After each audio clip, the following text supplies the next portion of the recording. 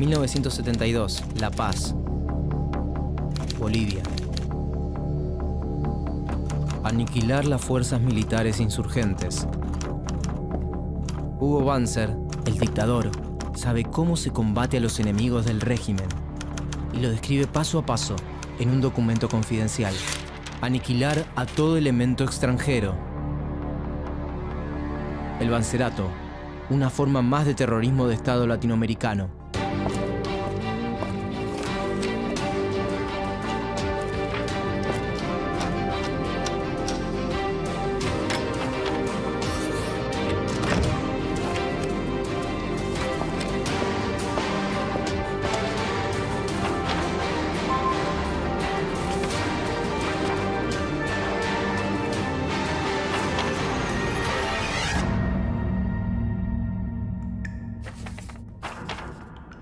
El movimiento nacionalista revolucionario comenzó a gobernar el país en 1952. Llegaron al poder luego de un alzamiento popular que estableció en el gobierno a Víctor Paz Estenssoro. Nació en Tarija el 2 de octubre de 1907. Nacionalizó las minas de estaño, impulsó una reforma agraria que repartió la tierra entre los campesinos y estableció el sufragio universal.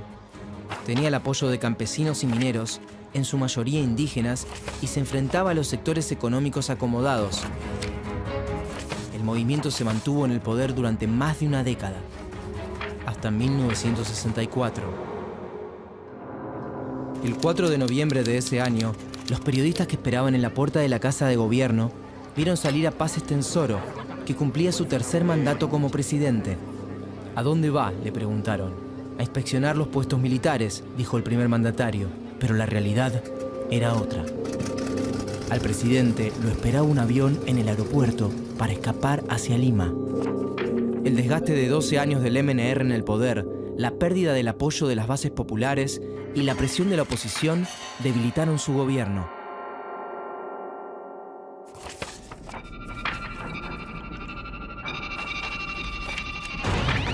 Ese mismo día los militares tomaron el poder. El primer dictador de una larga lista fue el vicepresidente de Paz Estenssoro, René Barrientos. General de la Fuerza Aérea, lideró el golpe de Estado desde su cargo de vicepresidente. Barrientos creció con la revolución y sus ideales, pero se formó en las doctrinas militares estadounidenses. Durante su gobierno dio un giro hacia una política más conservadora y abrió la economía al capital extranjero.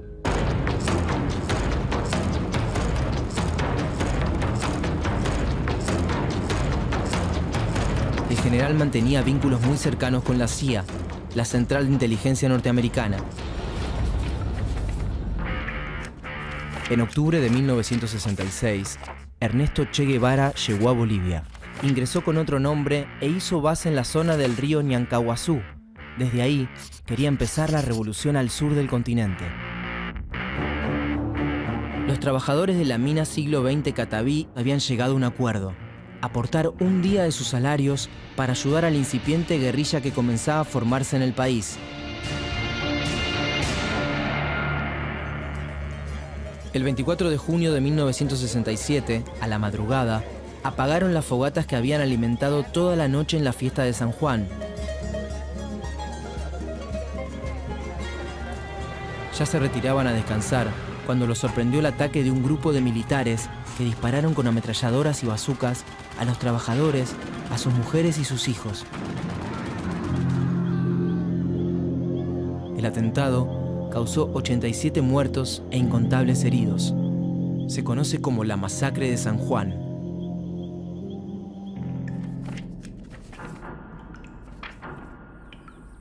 El 9 de octubre de 1967, en La Higuera, oficiales de las Fuerzas Armadas capturaron al Che Guevara y lo ejecutaron de manera clandestina, sin juicio previo. Las palabras no pueden expresar lo que yo quisiera y no vale la pena emborronar cuartillas. Hasta la victoria siempre, patria o muerte. Te abraza con todo fervor revolucionario Che. El 27 de abril de 1969, Barrientos murió de manera inesperada cuando se estrelló el helicóptero donde viajaba. De inmediato, tomó el poder un grupo de militares nacionalistas que estaban descontentos con la política del dictador. Alfredo Bando I y luego Juan José Torres intentaron reflotar algunas de las medidas que había tomado la Revolución Boliviana. Nacionalizaron empresas, retiraron tropas militares de las minas y de la universidad, devolvieron la legalidad a la Central Obrera Boliviana, aumentaron los sueldos y repartieron nuevas tierras entre los campesinos más pobres. Durante su presidencia, Torres fue más allá todavía. Creó una asamblea popular formada por fuerzas políticas, sindicales, obreros y campesinos que proponían medidas de gobierno. Una de ellas, la creación de milicias populares para defender los logros de la revolución en marcha. Esa idea fue intolerable para las Fuerzas Armadas. También para Estados Unidos, que temía la irrupción de focos socialistas en América Latina. No quería otra Cuba en su área de influencia. En la madrugada del sábado 21 de agosto de 1971, el presidente llamó a los bolivianos a resistirse al golpe de Estado, que parecía inminente. Universitarios, obreros y miembros del Ejército de Liberación Nacional, la guerrilla que había formado el Che Guevara, salieron a las calles, pero estaban desorganizados.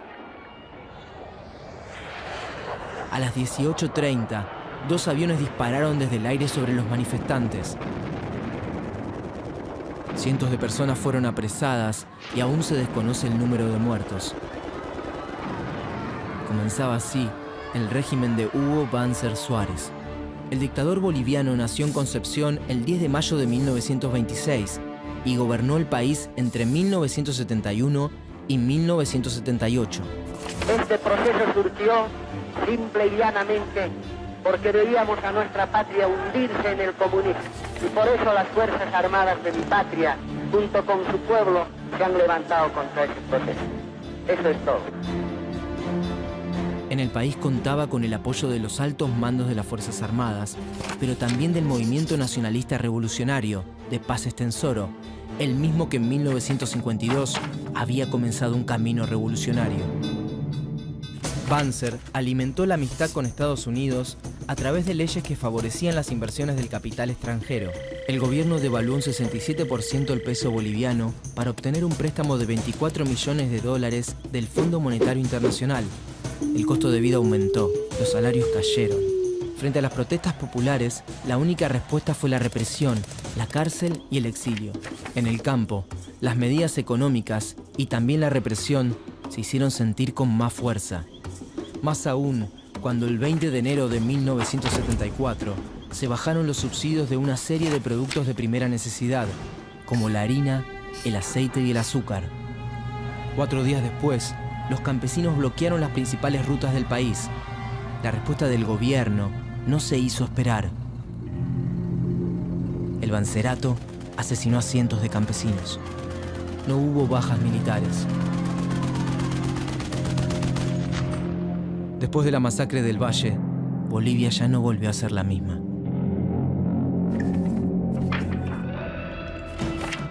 Ese mismo año, Banzer protagonizó un autogolpe y eliminó del gobierno a los partidos políticos que formaban parte del Ejecutivo para concentrar el poder sobre su figura. Pretendía quedarse hasta 1980. La vida cotidiana de los bolivianos se deterioraba día a día. En 1976, había 2.134 médicos para 6 millones de habitantes y solo el 44% de la población tenía agua potable y cloacas. En la década de los 70, las fronteras latinoamericanas dejaron de ser físicas para convertirse en ideológicas. Banzer tenía un vínculo cercano con la Argentina. De joven se había formado en el colegio militar. Ambos países eran socios en el Plan Cóndor, una sociedad criminal establecida por los represores del Cono Sur y digitada desde Estados Unidos para ayudarse en la tarea de localizar y asesinar a sus víctimas. De los 150 desaparecidos bolivianos, 35 fueron secuestrados en Argentina. El 2 de junio de 1976, una noticia sacudió a todo el país. En Buenos Aires, asesinaron a tiros al expresidente Juan José Torres.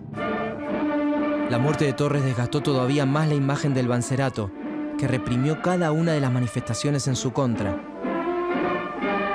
En 1977, el dictador hizo un último intento para levantar su imagen. Banzer inició negociaciones diplomáticas con su par chileno Augusto Pinochet para recuperar la salida al mar que Bolivia había perdido en 1879. Quería apelar al sentimiento patriótico de los bolivianos, pero Chile solo aceptó seguir adelante con el diálogo bajo la consigna de anexar otros territorios bolivianos. No bien las exigencias del país vecino salieron a la luz, el desprestigio de Banzer se duplicó. Lo acusaban de traidor. La resistencia empezaba a rearmarse. A su gobierno le quedaba poco tiempo. El 28 de diciembre de 1977, las esposas de 4 mineros exiliados ingresaron al Arzobispado de La Paz y comenzaron una huelga de hambre. El 31 de diciembre se sumó un segundo grupo de mujeres que se dirigió a las oficinas del periódico Presencia. Después de 14 días, más de 500 personas participaban de la protesta y a mediados de enero superaban las 1000. Pedían una amnistía general para todos los presos políticos y exiliados, trabajo para los mineros despedidos después de las huelgas y el retiro de las tropas de los puestos de trabajo. Banzer ya no detentaba el mismo poder que en 1971 y no podía reprimir sin consecuencias a más de 1000 huelguistas debilitados por el hambre.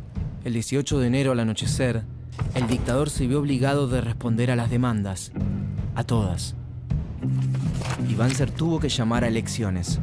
El día de los comicios, la dictadura utilizó una última carta para dar como ganador al candidato oficialista: el fraude electoral. Las elecciones fueron anuladas. Los golpes de Estado y la violencia continuaron en Bolivia por 4 años más. El 17 de septiembre de 1982, la Central Obrera Boliviana llamó a todos los trabajadores a una huelga general que puso al país al borde de una guerra civil. Los sindicatos no estaban dispuestos a negociar, pero además, el clima internacional comenzaba a cambiar.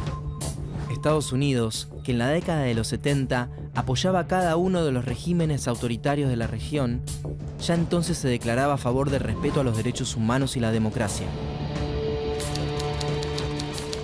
El 5 de octubre de 1982, el Congreso Nacional decidió declarar como válidas las elecciones realizadas en el país en 1980, que habían dado como ganador a Hernán Siles Suazo, un político de larga trayectoria en Bolivia. 3 años más tarde, traspasó su banda a otro presidente constitucional, Víctor Paz Estenssoro. 18 años después de que las armas tomaran por la fuerza el poder del Estado, se terminaba la larga noche de la dictadura boliviana. La democracia encontró una Bolivia devastada por la pobreza y las ausencias. Las Fuerzas Armadas continuaron influyendo en la vida del país por muchos años más. Sus crímenes y masacres continúan en la memoria del pueblo boliviano.